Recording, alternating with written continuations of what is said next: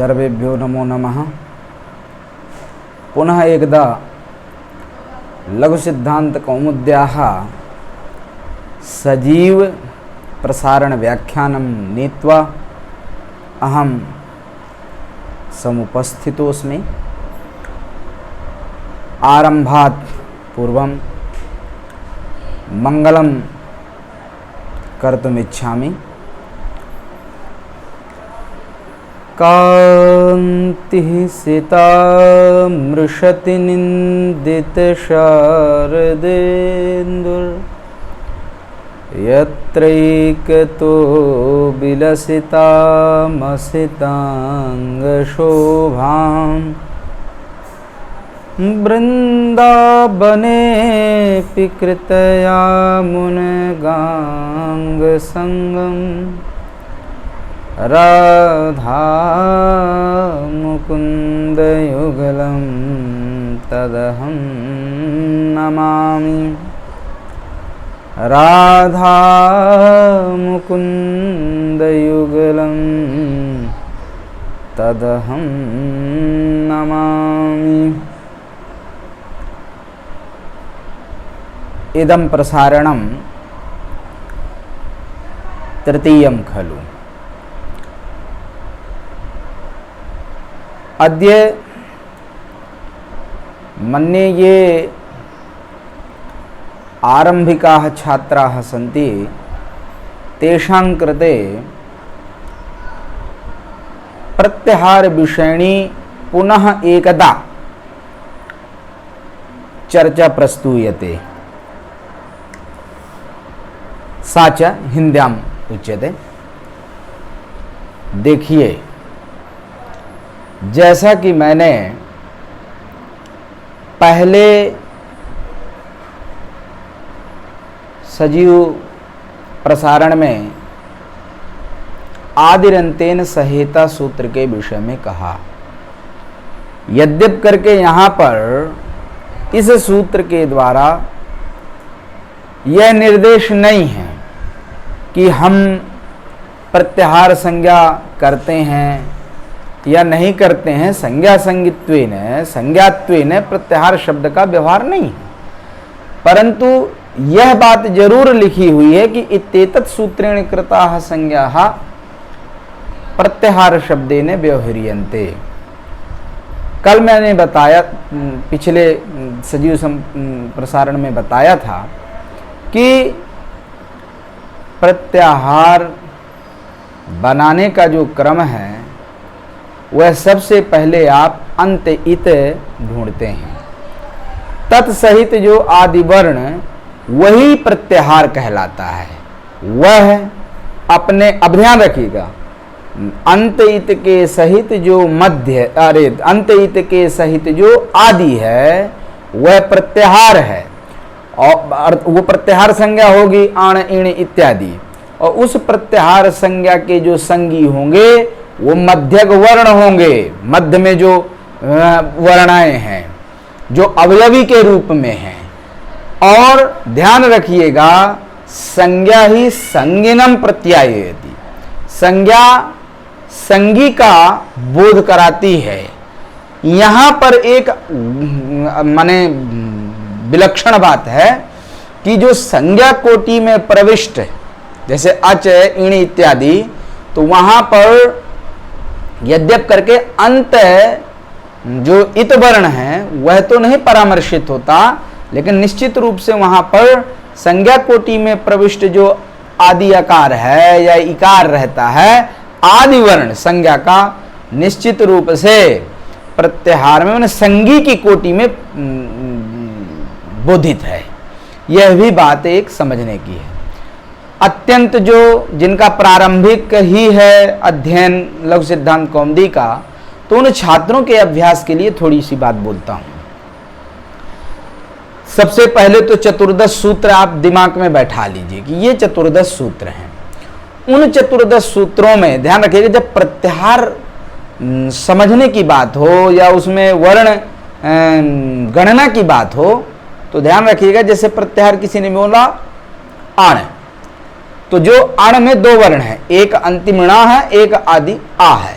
तो ध्यान रखिएगा, अंत वाले को चतुर्दश सूत्रों के अंत में ही ढूंढना है, और जो आदि वर्ण है उसको चतुर्दश सूत्रों के आदि। तो आदि का मतलब है अंत भिन्न सब आदि है यहां पर। जैसे अण प्रत्याहार बोलेंगे तो आदि में आकार है, वही इण अगर बोलना हुआ तो भी अंत भिन्न आदि अर्थात अ के बाद इकार वहां आता है, तो उससे भी इण प्रत्याहार की सिद्धि करेंगे आप। समझ में आ रही बात? यही हम कहना चाहते हैं कि अब जैसे बल है, तो अब बल तो आप कहो कि नहीं भैया तो ये तो गुरुजी आदि से शुरुआत नहीं है, तो आदि का यहां मतलब है सूत्र जो चतुर्दश हैं उनके अंत से भिन्न सब कुछ आदि है, यहां पर ध्यान रखना। और उस आदि से अपने को आदि वाला वर्ण पकड़ो और वहां से अंत को छोड़ते हुए फिर चलते चले जाओ, जहां पर वह वर्ण अंत में मिलता है वहां तक प्रत्याहार बनेगा और उसके बीच के वर्ण उस प्रत्याहार में संगणित होंगे, आप उनकी गणना करेंगे। ये बात समझ लीजिए। अनंतर जो बात आती है, आशा करते हैं कि यह बात आप समझ गए होंगे। अनंतर सूत्र आता है ऊ कालो झ्रस्व दीर्घ प्लुतः। तात्पर्य यह है कि जब अच प्रत्याहार की सिद्धि, अच आपने प्रत्याहार बना लिया तो ऊ कालो झ्रस्व दीर्घ प्लुतः, ह्रस्व दीर्घ प्लुतः। ध्यान रखिएगा 3 संज्ञाएं होती हैं यहां पर, सूत्र करता है, लेकिन एक की ही 3 नहीं होती हैं, ऐसा नहीं अपने को समझना है, लेकिन 3 संज्ञाएं होती हैं। किसकी? ऊ काल अच की। ध्यान रखना, अभी पहले अर्थ पर समझ लेते हैं फिर इसके बाद आगे बताते हैं। ऊ काल अच, ऊ काल को समझ लो कि है क्या। जो ऊ दिखाई दे रहा है वो ऊ है तो दीर्घ दिख रहा है, लेकिन उस दीर्घ में समझो बात को, ह्रस्व भी है और प्लुत भी है। जैसे ह्रस्व उकार माने ह्रस्व अभिसंज्ञा ही नहीं हुई है तो अभी मात्रा मात्रा कह लो, एक मात्रिक उकार, द्विमात्रिक उकार, त्रिमात्रिक उकार, 3 उकार हम देख रहे हैं हमारे सामने हैं। उन तीनों को पहले 2 में क्या करो, माने एक मात्रिक उकार और द्विमात्रिक उकार का अका सवर्णीय दीर्घ से दीर्घ कर लो। दीर्घ उकार अप्लुत उकार दोनों का दीर्घ कर लो तो क्या बचेगा? केवल दीर्घ उकार। तो वो जो दीर्घ उकार है और उस दीर्घ उकार का जो है प्रथमा के बहुवचन में ध्यान रखना रूप बनता है वह, लिखा भी है लघु कौमुदी में भी आप देखेंगे तो उश्च ऊश्च ऊश्च इति वह, मतलब 2 बार दीर्घ हमने सवर्ण दीर्घ किया, इसके बाद दीर्घ उकार का जस विभक्ति में आप रूप बनाएंगे वह, समझ रहे ना। और वह काल इव कालः यस्य, समझिएगा बात को, माने 3 उकार मतलब एक मात्रिक, द्विमात्रिक, त्रिमात्रिक उकार के, उकार का जो उच्चारण काल है, समझो बात को, उस उच्चारण काल के सदृश जिस अच का उच्चारण काल होगा उस अच की क्रम से, ध्यान रखना क्रमात् ह्रस्व दीर्घ पुलुत संज्ञा होती है। मतलब समझो, एक मात्रिक उकार के सदृश उच्चारण काल है जिस अच का, तो वह ह्रस्व कहलाएगा। 2 मात्रिक द्विमात्रिक उकार के समान उच्चारण काल है जिस अच का, उसकी दीर्घ संज्ञा। और त्रिमात्रिक उच्चारण, त्रिमात्रिक उकार के सदृश उच्चारण काल है जिस अच का, उस अच की पुलुत संज्ञा आप करोगे। द्विमात्रिक के उकार के उच्चारण काल के समान उच्चारण काल है जिसका उसकी दीर्घ संज्ञा करोगे। एक मात्रिक उकार के उच्चारण काल के सदृश काल है जिस अच का, ऐसे अच की आप ह्रस्व संज्ञा करेंगे। यही है, यहाँ ध्यान रखिएगा। सौत्रत्वात् पुंस तो है, वैसे अगर ह्रस्वश्च दीर्घश्च प्लुतश्च इति ह्रस्व दीर्घ प्लुताः ऐसा करके प्लुतम समाहार अगर किया जाए तो समाहार में नपुंसक लिंग होता है, येषाम समाहारः, तो स्वाभाविक है कि ह्रस्व दीर्घ प्लुतम ऐसा होना चाहिए था, लेकिन यहाँ पर ध्यान रखिएगा सौत्रत्वात् पुल्लिंग करिए। और जो वचनवाद है, शास्त्रवाद है, उसका वो बात नहीं करना चाहिए, क्योंकि समाहार अगर द्वंद्व करेंगे तो निश्चित रूप से बहुवचन की आपत्ति आएगी। और चूंकि लिंग है, जो लिंगानुशासन, संयोग से भाष्यकार ने संपूर्ण लिंगानुशासन का प्रत्याख्यान किया है, तो वो स्वाभाविक है, उसके विषय में बहुत ज़्यादा चिंतन करने की बात नहीं कि उसका बाद है या क्या है। बात तो लिंगानुशासन सूत्र का भी होगा, लेकिन यह है कि ये सीधा साक्षात शास्त्रवाद की बात है। इसलिए यही समझना चाहिए कि सौत्रत्वात् पुंस तो है, नहीं तो समाहार द्वंद्व यहाँ जो ह्रस्व दीर्घ प्लुत है उनका ये समझना चाहिए। अब एक जो सामान्य बात आती है वह यह है कि कोई पूछे कि गुरुजी सबसे पहले तो वर्ण समाम्नाय में आकार है, तो उकाल आप जैसे कह रहे हैं उसी तरह आकाल कह दीजिए। तो ध्यान रखिएगा, इसमें गुरुजन बताते हैं कि आचार्य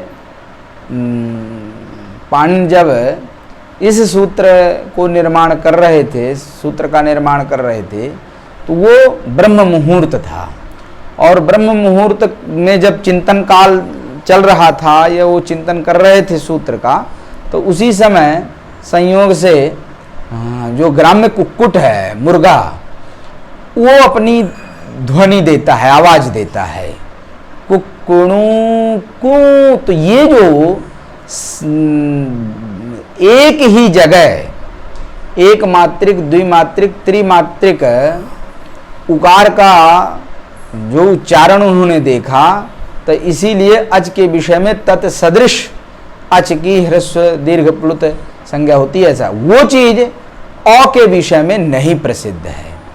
अब आप कहेंगे कि गुरुजी कैसे नहीं प्रसिद्ध है? गांव में हमने देखा है कृषक को तत तत तत तत्ता आ ऐसा करके उच्चारण वहां ततता, तो तीनों मात्राओं का उच्चारण वो मिलता है, लेकिन ये सार्वत्रिक उच्चारण नहीं है। मुर्गा का जो उच्चारण होगा हर जगह आपको कुकड़ू कु वही बोलेगा, लेकिन जरूरी नहीं कि कृषक हर जगह ऐसे ही ध्वनि करता हो, आकार ध्वनि, तो सार्वत्रिक नहीं है वो। इसलिए यहाँ पर आचार्य पाणिनि ने उकार के सदृश सादृश्य दिया अच के विषय में।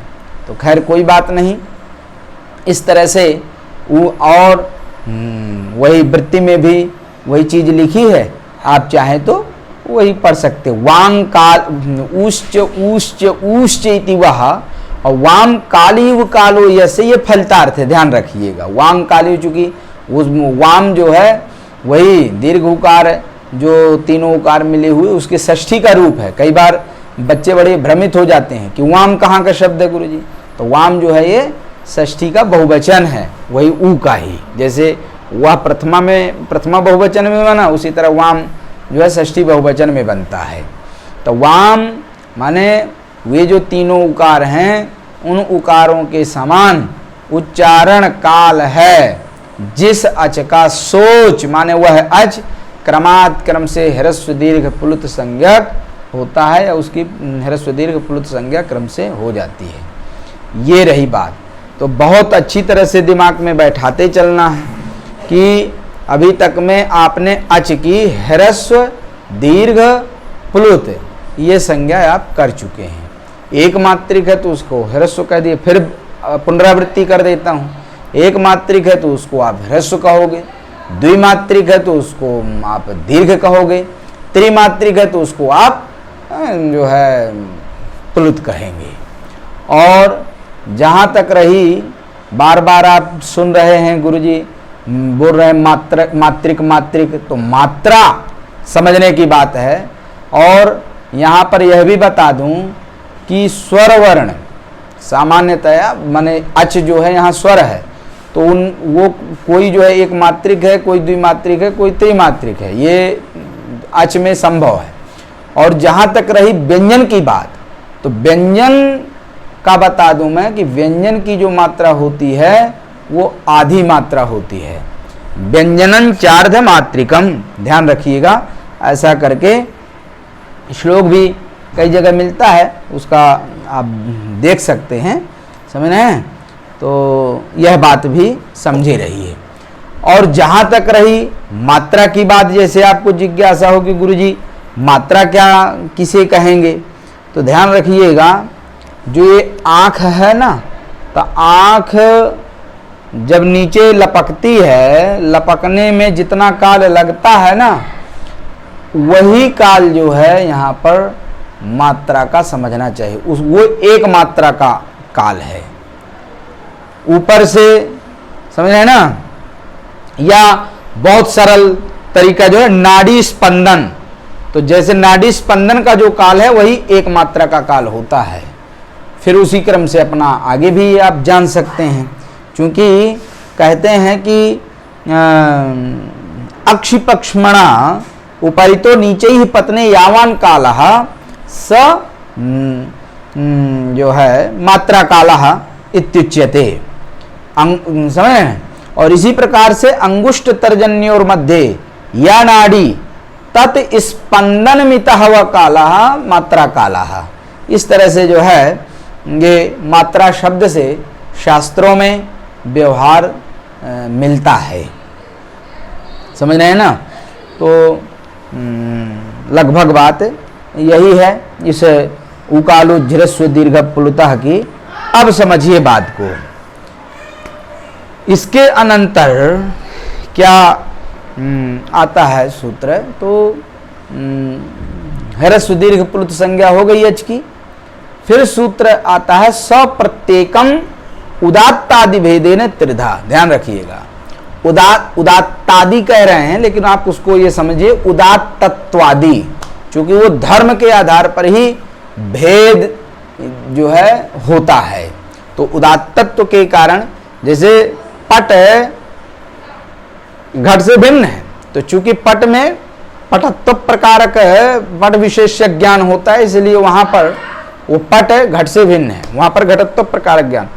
इसी प्रकार से यहाँ पर जो है उदात्वादि जो धर्म हैं, उन धर्मों के भेद के कारण यही जो ह्रस्व कह लीजिए, पहले अच 3 प्रकार का ह्रस्व दीर्घ प्लुत बना लीजिए, फिर ह्रस्व जो है ध्यान रखिए, वो ह्रस्व की उदात्त, अनुदात्त और स्वरित, ध्यान रखिएगा। तो ह्रस्व भी उदात्त, अनुदात्त, स्वरित, यह भेद होगा, ध्यान रखना। फिर दीर्घ भी उदात्त, अनुदात्त, स्वरित 3, और प्लुत भी उदात्त, अनुदात्त, स्वरित। तो इस तरह से वही लिख रहे हैं कि सह मतलब लब्ध ह्रस्वादि संज्ञा अच, माने जिसकी आपने ह्रस्व दीर्घ प्लुत संज्ञा कर चुके हैं, ऐसा जो अच है वह अच प्रत्येकम, समझे, अर्थात ह्रस्व दीर्घ प्लुत, ये प्रत्येकम का मतलब प्रत्येकम। तो इस तरह से क्रम से उदात्त, अनुदात्त, वही स्वरित। अब जिज्ञासा होगी कि गुरुजी उदात्त किसको कहेंगे, कैसा उदात्त कहलाएगा, तो उसके लिए सूत्र आया उच्चैरुदात्तः। समझिए बात को। तालवादी क्या है, उच्चारण स्थान है। अब तालवादी, तालु आदि से अन्य ले लो, आप कंठ ले लो, और भी मूर्धा ले लो, दंत ले लो, उष्ट ले लो, और भी जितने हैं अष्टौरह स्थानानि, वो सब आप ले लीजिए। तो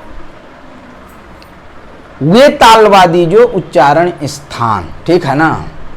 और तालु में, तालु भी सभाग, माने उसमें भी कई भाग होंगे, ऊर्ध्व है, अधो है, समझे ना, मध्य है, तालु प्रदेश जो है। तो तालवादी जो सभाग भाग युक्त जो है, उसमें से ध्यान रखिएगा, क्योंकि तालवादी भी सावयव है, तो सावयवत्व कथन से जो है उसमें आप ऊर्ध्व भाग आप कह सकते हैं। समझ में आ गई बात। तो क्योंकि अगर आप तालु को अखंड कहोगे कि तालु जो है सावयव नहीं है, तो वैसी स्थिति में ऊर्ध्वभाग कहना क्या होगा, अनुपपन्न होगा। इसलिए, और साफ साफ लिखते हैं आचार्य, तालवादिषु सभागेषु, देख लीजिए सावयव तो आगे, स्थानेषु ऊर्ध्व भागे, ऊर्ध्व भाग में निष्पन्न जो प्रकाशित होने वाला जो अच है, उस अच वर्ण की उदात्त संज्ञा होती है, वो उदात्त कहलाता है। आगे बढ़ेंगे तो नीचैरनुदात्तः सूत्र है, यहां पर भी वही बात लागू होती है। तालवादी जो सावयव हुए उनके अधोभाग, उसी में, चूंकि सावयव तो आप बोल ही रहे, तो उसमें जो अधोभाग से, उसी प्रदेश में अधोभाग से एक निश्चित प्रदेश तालु हुआ, वो सावयव है, उसमें ऊर्ध्वभाग की बात हुई। अगर अधोभाग उसी सावयव भाग से, अगर अधोभाग से निष्पन्न हो रहा है अच, तो उस अच की आप जो है आप कहिए कि अनुदात्त संज्ञा होती है।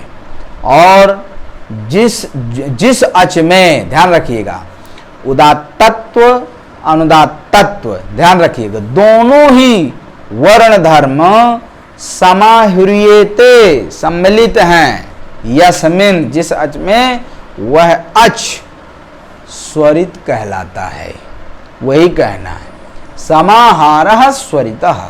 तो यहाँ पर भी वही बात लगाइए कि जो तालवादी उच्चारण स्थान है, उसमें अब पता चला ना ऊर्ध्व है न नीचे है, और मध्य में जहाँ पर दोनों का ही स्पर्श हो रहा है, कुछ अंश अनुदात्त तत्व का और कुछ अंश उदात्त तत्व का। यदि दोनों वर्ण धर्म सम्मिलित रूप से भासमान हैं, समझ रहे हैं, तो ऐसा अच स्वरित संज्ञक होता है। तो अब क्रम से समझ लीजिए कि पहले सबसे कितने भेद हुए, जिससे आपको समझ में आ जाए, इसलिए बार बार मैं उसकी बात कर रहा हूं कि सबसे पहले कितने भेद हुए। सबसे पहले आपने उकालोज्झ्रस्व दीर्घ प्लुतः के द्वारा अच की 3 संज्ञाएं हुई। कौन? एक ह्रस्व, दीर्घ, प्लुत। एक मात्र, फिर बोल देता हूं, एक मात्रिक ह्रस्व कहलाया, द्विमात्रिक दीर्घ कहलाया, त्रिमात्रिक प्लुत कहलाया। तो ह्रस्व, दीर्घ, प्लुत, ऊपर अगर एक लाइन खींचिए तो उस सबसे ऊपर लिख दीजिए अच, और उस अच के नीचे 3 लाइन, और एक लाइन खींचिए, उसमें 3 एरो दीजिए, 1 एरो, 2 एरो, 3 एरो, और उसमें जो है क्रम से एक हुआ ह्रस्व, दूसरा एरो में दीर्घ, और तीसरे एरो में प्लुत। और उस ह्रस्व का जो एरो है, नीचे पूरी लाइन खींचिए, एक तो पड़ी लाइन, खड़ी लाइन, और उसमें जो है लिखिए कि जो है ह्रस्व उदात्त, ह्रस्व अनुदात्त, ह्रस्व स्वरित। इसी प्रकार से दीर्घ अनुदात्त, दीर्घ अनुदात्त, दीर्घ स्वरित।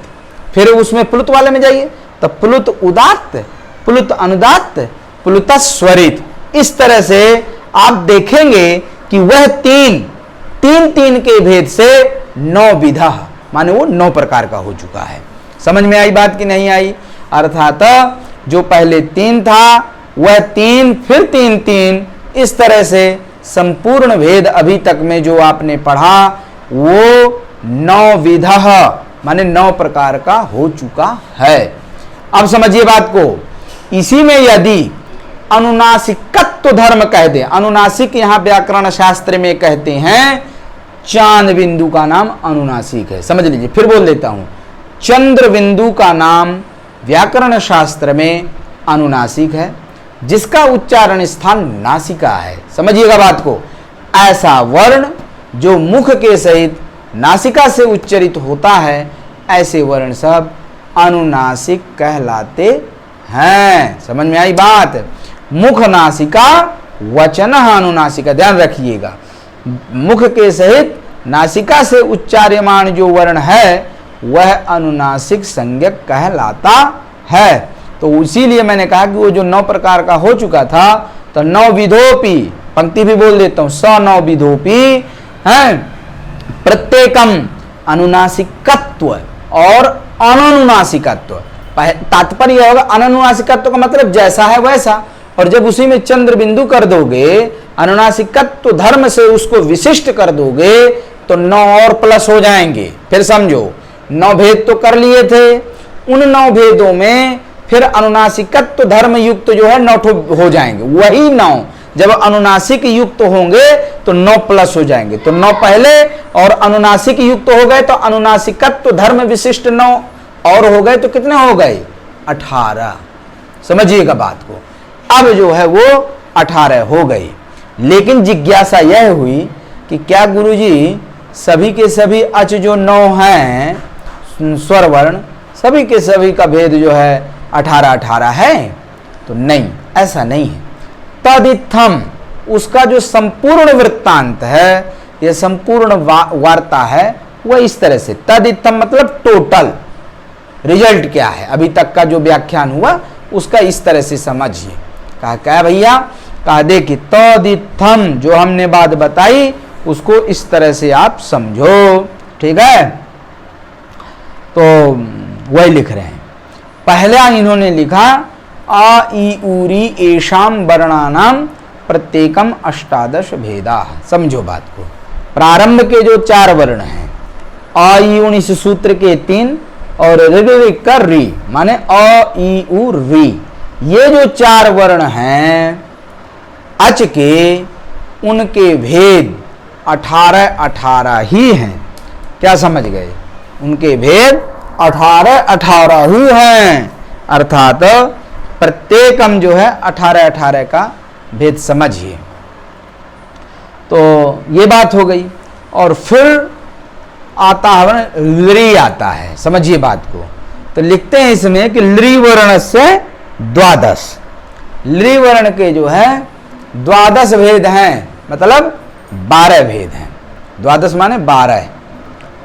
तो आपको जिज्ञासा होगी कि गुरुजी आपने तो सबका 3-3 भेद बताया था, ये तो 12 ही हो गए। तो उसमें ये समझने की बात है कि लृ वर्ण इसलिए 12 मतलब 12 है क्योंकि लृ का दीर्घ नहीं होता है।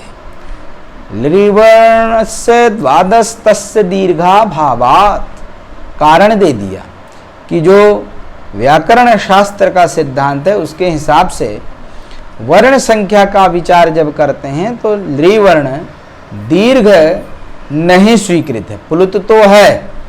स्वयं भाष्यकार ने पुलुत की स्वीकृति दी है और माना है उन्होंने, लेकिन यह है कि दीर्घ भेद नहीं मिलता है। तो दीर्घ के 6 घट गए, जैसा कि मैंने बताया था कि टोटल हुए 18। तो 18 में से माने ध्यान रखिएगा ह्रस्व के भेद 6, दिमाग में फिर बैठा लीजिए। ह्रस्व का मतलब होता है 6, मतलब उदात्त अनुदात्त स्वरित ये, और एक अनुनासिकत्व विशिष्ट उदात्त अनुदात्त स्वरित, तो 3 और वही ह्रस्व अनुनासिकत्व विशिष्ट उदात्त अनुदात्त स्वरित 3 और अननुनासिकत्व विशिष्ट माने अनुनासिक से रहित 3। तो ह्रस्व जो है 6 प्रकार का, दीर्घ भी उन्हीं धर्मों से विशिष्ट होने के कारण 6 प्रकार का, प्लुत भी 6 प्रकार का। तो मैंने बताया कि लृ का अगर 6 घट गया तो स्वाभाविक है कितने बचेंगे? 12 ही तो बचेंगे बाबा। दीर्घ खत्म हुआ तो केवल प्लुत और ह्रस्व, तो 6 ह्रस्व और 6 प्लुत प्लस 12 द्वादश, ये चीज समझ लीजिए। फिर इसके बाद बात आती है एच की, क्योंकि लृ तक आप पहुंच गए तो फिर एच बचता है। यहां पर भी ये भी समझो कि एचाम अपि 12, वो भी 12 है। तो आपको जिज्ञासा होगी गुरुजी ये कैसे, वो क्यों 12? तो उसका ह्रस्व नहीं होता है। अब ह्रस्व नहीं होता है, इसके मूल की कहानी क्या है इसके मूल में? तो उसके मूल में यह है कि चूंकि ये संयुक्त स्वर हैं तो ए बनता है आ ई से ए, आ उ से ओ, तो सीधा सीधा आ की एक मात्रा ई की एक मात्रा तो द्विमात्रिक तो हो ही गया, तो ह्रस्व तो कतई नहीं संभव है। तो इसीलिए लिखा कि तेषाम ह्रस्वाभावात्, अर्थात ध्यान रखना ए जो है संयुक्त स्वर कहलाते हैं। और संयुक्त स्वर यद्यप करके री और लृ के विषय में भी संयुक्त माने व्यंजन वर्ण की भी बात आती है और उसमें अचभक्त जो है व्यंजन वर्ण होता है, लेकिन वो दूसरा प्रसंग है। अभी फिलहाल इसी की बात करते हैं कि संयुक्त स्वर की अगर बात करें तो ये 4 है, ए ओ ऐ औ। समझ में आई बात? तो इस तरह से आप भी जब देखेंगे कि आई से मिल रहा है तो सीधा सीधा आ की एक मात्रा, ई की एक मात्रा, 2 मात्रिक हो ही गया। तो इसीलिए इन संयुक्त स्वर वर्णों की जो मात्रा होती है वो ह्रस्व 6 घट जाते हैं, तो दीर्घ 6 अपलुत 6, इसलिए उसको जो है आपने द्वादश मतलब 12 प्रकार का कहा। आगे पंक्ति लिखती है कि तेषाम ह्रस्वाभावा, तो वहां पर उनका ह्रस्व नहीं होता है, यह बात लागू होती है। अब देखिए अगला जो सूत्र आता है तो उसको आज अब रहने देते हैं, ये वाला आप लोग समझिए, फिर इसके बाद अगला करेंगे। सर्वेभ्यो नमो नमः।